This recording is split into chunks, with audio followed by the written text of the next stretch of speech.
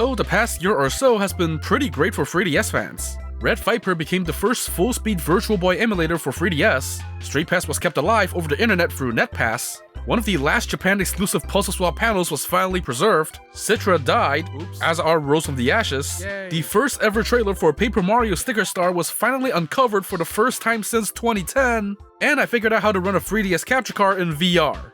That last one is more of a personal achievement, but anyway, now that we're nearing the dawn of a new year, here's one more surprise. Back in 2020, I worked with Forest of Illusion to document a 3DS tech demo called 3D Challenge, which we presumed was possibly shown behind closed doors around or after E3 2010. Since that video, I've done some more personal research about the less documented 3DS demos from that time period, but recently a few of those demos have finally been found and preserved from some newly discovered prototype units, and I am very happy to showcase some of them today in collaboration with CodeBound. Before we go any further though, I'll give you guys some additional context surrounding these demos. As you may know, E3 2010 marked the first review of the Nintendo 3DS, and to showcase its glasses-free 3D effect to the public for the first time, Nintendo prepared several demos for the show floor. While some of these were playable demos of what would eventually become launch titles like Nintendox Plus Cats and Steel Diver, there were also quite a few non-interactive tech demos and trailers for upcoming games, the most notable of which were the 3D dioramas that would eventually become puzzle swap panels, and yes, the recently rediscovered trailer for what will become Paper Mario Sticker Star. There was also a classic games demo that showed looping videos of 18 NES and SNES games displayed in 3D, which would end up becoming the criminally underutilized 3D Classics line. This is the only footage we have of these demos, by the way, thanks to Nintendo World Report. Nintendo didn't really want the press to directly film the 3DS display at the time, because the 3D effect does not come off well on camera. Hence why a lot of the show floor demos only survive today through a bunch of angled, blurry, or shaky footage, including some more basic tech demos that were playable on the show floor. The most prominent were the camera demos Face Ace and Target Shooting, which would eventually become the built-in titles Face Raiders and AR games. But there were also other miscellaneous 3D tech demos that were paraded around by the, yes, booth babes it truly was the 2010s, that were occasionally covered by the press but never saw the light of day after E3. There was 3D Challenge, which we took a look at previously, but there were also demos like 3D Paddleball and 3D Hopper, details of which we only know today thanks to brief articles from journalists back in the day. And on one rare occasion, video footage, like this now private YouTube video from Destructoid showing off the 3D Hopper demo. Mini games, which, you know, is always fun, but you know the hardcore gamers are not really going to fly for that for too long. So with most of these E3 demos being, as the kids would say nowadays, lost media, with these new prototype units being recently uncovered, I'm very happy to showcase not one, not two, but 7 of these newly preserved demos for the first time, including new builds of the previously preserved 3D Challenge, tech demos that are seeing the light of day for the first time in 14 years, and even a few bonuses. The majority of these newly discovered demos belong to a prototype unit originally obtained by a Japanese collector XX750000, or Mimi as they're also known on Twitter, so a quick shout out to them. By the way, I love how the system name on the back is just the alphabet. While this wasn't an actual show floor unit used at E3, it was likely used for internal testing of the E3 demos, hence their presence. The firmware and system memory from the prototype was successfully extracted by Pablo MK7, and is currently copied onto my 3DS XL here in the form of EmuNAND, basically an emulated version of system memory on a separate SD card. So right now it's pretty much running everything the same way as the original unit did. As you can see, it boots straight into a very early version of the dev menu environment, where you can basically either launch one of the demos or install stuff from the SD card, and that's pretty much it. The original prototype unit contained 5 bootable titles, but with some work, the team was able to patch one of the unbootable titles and recover 2 more deleted titles from memory, which we'll take a look at later. There's also one additional demo on this menu that actually comes from a separate system obtained by March42, but we're putting them all here together for convenience. And for those wondering, the Paper Mario trailer was also found on a different system. Each of these applications can be identified from their 4-letter code. But before we begin, let's take a quick look at HID-Free, as it's less of a demo and more of a testing program for the buttons, touchscreen, and motion sensors. It appears to be an early version of a test program that will later appear in the settings app of developer units. It's a neat find, but otherwise not very remarkable. Okay, moving on to the proper demo, starting with NHOP, or 3D Hopper first, because I'd like the music for this one to get stuck in your head for the rest of the day.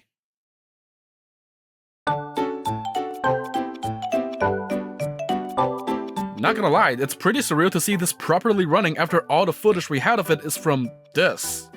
3D Hopper stars a cat bouncing on a pogo stick, so already it's at least a 9 out of 10. You move around with the circle pad and simply have to pogo your way to the Go platform. The top and bottom screens show the same image to demonstrate how it's easier to adjust the distance between platforms with a 3D on. And the stages are designed accordingly, with platforms floating at different depths, which kind of reminds me of some of the bonus segments in Super Mario 3D Land.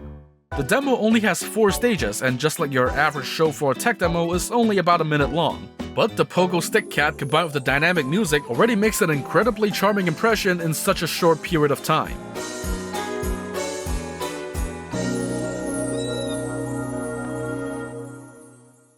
Next up, we have 3D Paddleball. Before you get too excited, it's basically just 3D Pong, but at least with a cool sci-fi aesthetic that vaguely reminds me of We Play Laser Hockey, and inexplicably with the outer camera feed in the background. The ball bounces between the front and back of the screen, and you have to control your paddle using the touchscreen.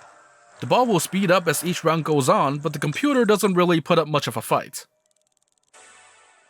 The demo simply ends after either side scores 2 points. Once again, it's a simple demo, but a perfect one for quickly showcasing the 3D effect. It reminds me of how the original DS also had a similar Pong-style tech demo back at E3 2004. Now it's probably also a good time to mention most of the demos can be reset by holding the start or select button. And if you hold down L and R while doing so, the build date of the demo flashes briefly on the top screen, all of them dating around June 2010, a week or two before E3. In particular, 3D Paddleball was built on my 11th birthday, so that's pretty neat. Before we get to some more of the cooler stuff, let's take a look at the camera-related demos on here, starting with the first public demo of the Nintendo 3DS camera. It's as simple as you'd expect a 3D camera demo to be. Pressing A takes a photo, then you can view the photo, and pressing B starts you over. The demo doesn't save any photos to memory.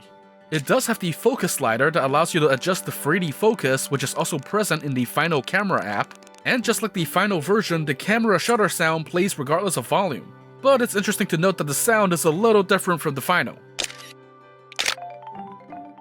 There's only one minor debug feature here where a resource meter for something will pop up when you press start or select. Continuing on, we have 2 demo versions of Face Raiders and AR games, as both games were also present at E3 2010 as tech demos. They're mostly pretty close to the final versions with some minor differences, so let's start with Target Shooting, the tech demo for what will become AR games. This in particular being a demo of the archery minigame. The visual presentation here is already pretty similar to the final product, but the music on the title screen is completely different.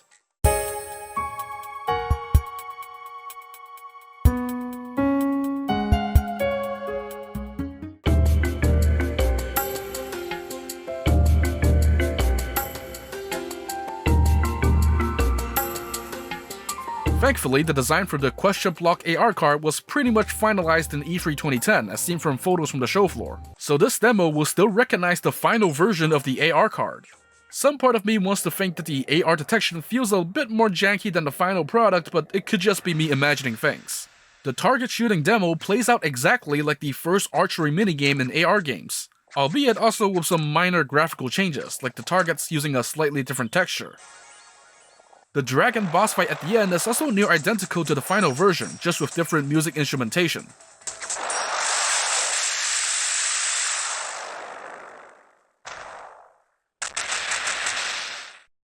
What's actually the most interesting thing about this demo might possibly be the unused content, as there are text strings that seem to belong to some sort of detective puzzle-solving game using Miis. Perhaps this was a mode that was scrapped in favor of the more simple Mii photo-taking mode, but we can't be fully sure. Next, we have Face Ace, the tech demo that will become Face Raiders. Just like Target Shooting, it has a similar presentation to the final version already, but right away you're first greeted with this calibration screen. I don't like that face. It also seems that the calibration process is pretty sensitive. Sometimes it just doesn't work until you move the system around a little or even tilt it slightly, and it seems to vary based on each system, so that's something to keep in mind when trying it out. From there you get into the usual face scanning routine with just some minor differences.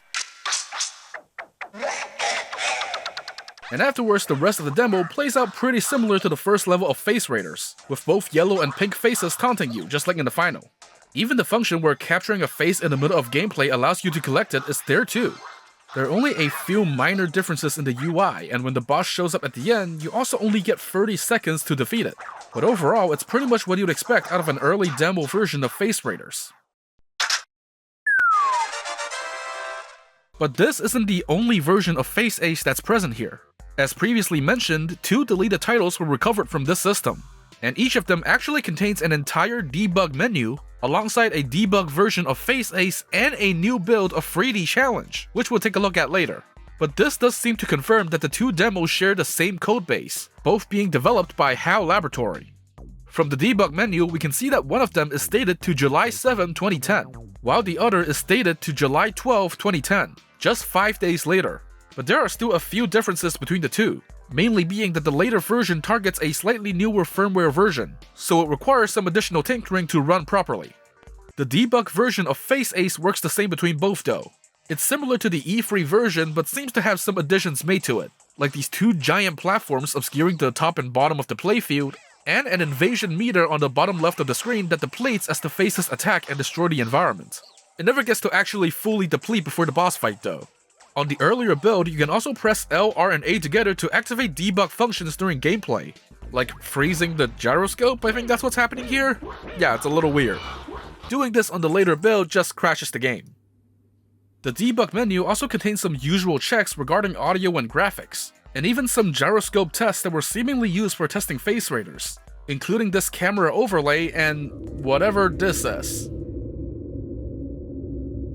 Let's also take a look at the new builds of 3D Challenge that were found within these debug applications.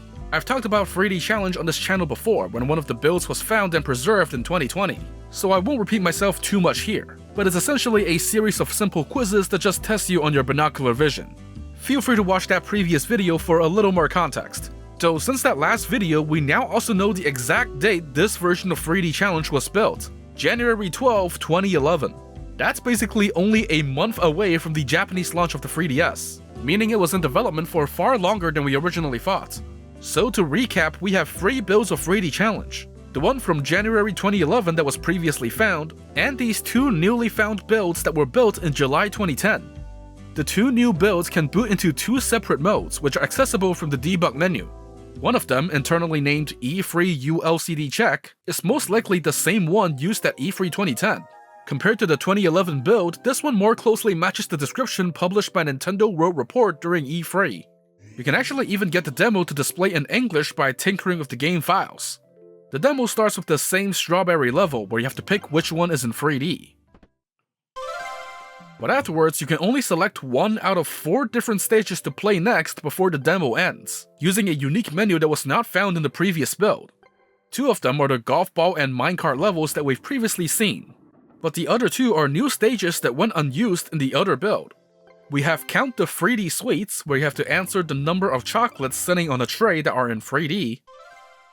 And there's also Count the 3D People, where you have 2 sets of dancing porcelain figures, and you have to count the ones that are in 3D. Back in the 2011 build, these 2 levels were unused and lacked textures for the 2D portions.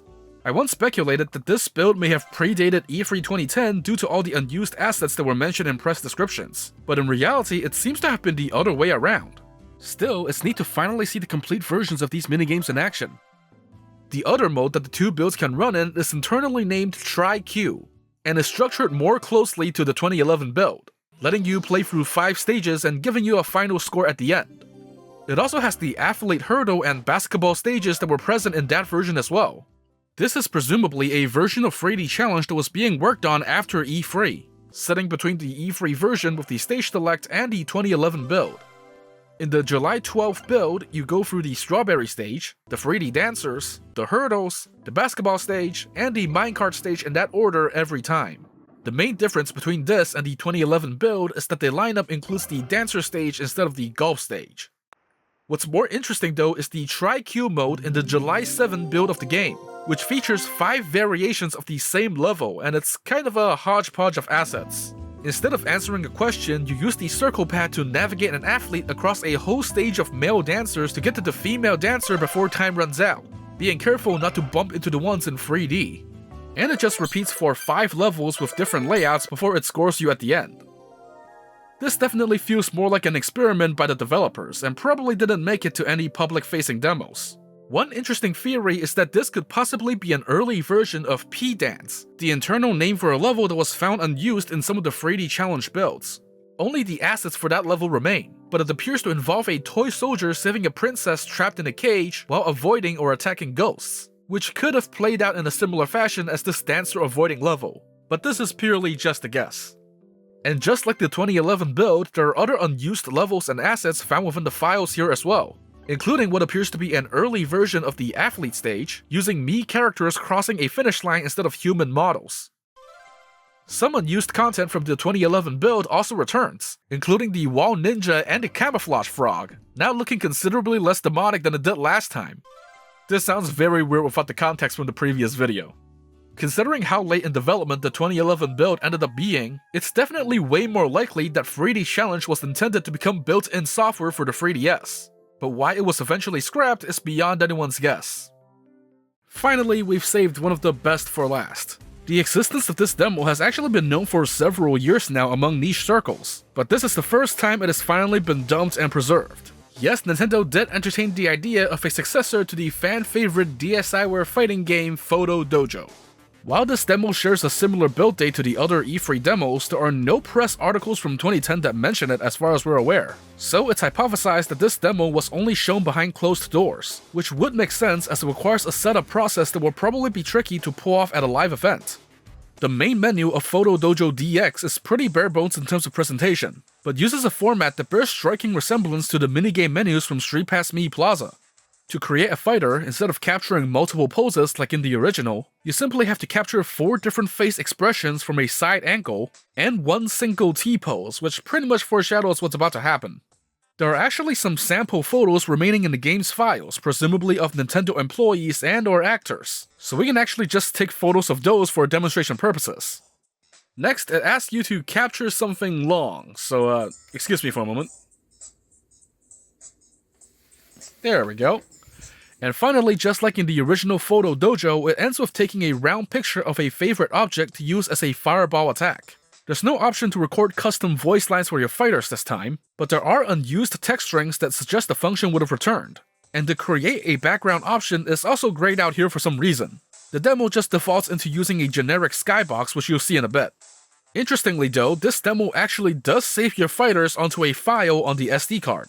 But with multiple fighters prepared, we can now start the demo. And yes, Photo Dojo DX just dynamically warps your T-pose to create multiple poses, and slaps your side profile on top. It's definitely a less cumbersome process than the original Photo Dojo and makes perfect sense for a follow-up. The main mode itself is quite similar to the single-player mode in Photo Dojo, where if you recall, you just walk to the right and defeat as many enemies as you can along the way. It works the same way here, just with more dynamic enemies, that's one way to put it. The controls are about the same as the original game. You still combine the attack button with different directions for various attacks, and even the taunt button on the touchscreen is back. But this time your regular punch extends into a free hit combo, and your crouch attack is now a sweep kick instead of a tailored special move. You can also pause the game or view a move list as well. Some of the enemies also just pull off more wacky moves, like flying across the screen or attacking from the background. After you've advanced far enough, you'll get into a boss fight with this guy, I guess. You have to jump and crouch to dodge their attacks, and they can also pull a Pyribit and spawn regular enemies or just stun you. Now's a good time to mention that the Desperation move is also back when you're low on health, but there's only one type this time around, which is a Flurry Punch. And with the boss finally defeated, you complete Stage 1 and the demo ends. That stage complete message seems to imply that Nintendo had planned to work on Photo Dojo DX a little more. To support that theory even further, there's unused assets for the traditional 2-player mode in the game's files, and even text strings that reference a 3-player mode as well. While the overall presentation is obviously still a bit tech demo-y, there are still some solid improvements from the original Photo Dojo, and I think with more polish, it could have potentially made for a nice little eShop release like the original game. Some of the journalists who wrote articles about the other 3DS tech demos at E3 2010 have gone on record saying that they never saw Photo Dojo DX back then. So we don't have a definitive answer as to whether Nintendo ever publicly showed off the demo at all. If there's someone out there who was lucky enough to have caught a glimpse of it back in 2010, perhaps let us know in the comments. And that's all of the 3DS demos that have been preserved today. While this video has been a fairly comprehensive look, there are still plenty of other differences or unused content yet to be documented or discovered from these demos, and I'm sure you all would like to be able to try or study them yourselves. Unfortunately, as these demos were originally programmed for a very early version of the firmware, it's not as simple as directly converting them into installable apps that every 3DS model can run, at least not for the time being. The current most accessible solution as of this video would be to run the prototype firmware on an EmuNAND, which is what I did here. This solution is easily reversible and doesn't affect any main system contents, but it will require a separate SD card. Also, due to how early the firmware is, it doesn't play nice with things like the gyroscope on later systems or even the IPS screens on new 3DS XLs. Thankfully, the release contains a script that can automatically apply appropriate patches for each system. But not every issue could be fully resolved as of this video, such as 3D functionality on new 3DS systems or gyro accuracy on a 2DS or later. Therefore, an old 3DS or old 3DS XL are the most recommended models to try these demos out with. If you still want to give it a try, you can find the Internet Archive release linked in the description, along with instructions. It should contain all the demos in one place and even the recently discovered Paper Mario trailer as a bonus. Before we end things, one last thank you to XX750000 and March42 who provided the prototype units showcased here. And thanks to all these people on screen for doing the dumping, hacking, research documentation, script proofreading, and whatnot that made this release possible. I hope you all enjoyed this release, and here's to more 3DS history being saved in the future. I feel like there's now a pretty decent chance we'll find the rest of the E3 2010 demos, so if you're one of the lucky few out there with prototype units that you'd like to preserve the contents of, feel free to reach out. There's plenty of people in the community who are willing to help. And who knows, maybe another cool 3DS discovery could be just around the corner. Stay tuned, I suppose. For now though, I'll see you all in the next video, so take care and have a happy new year.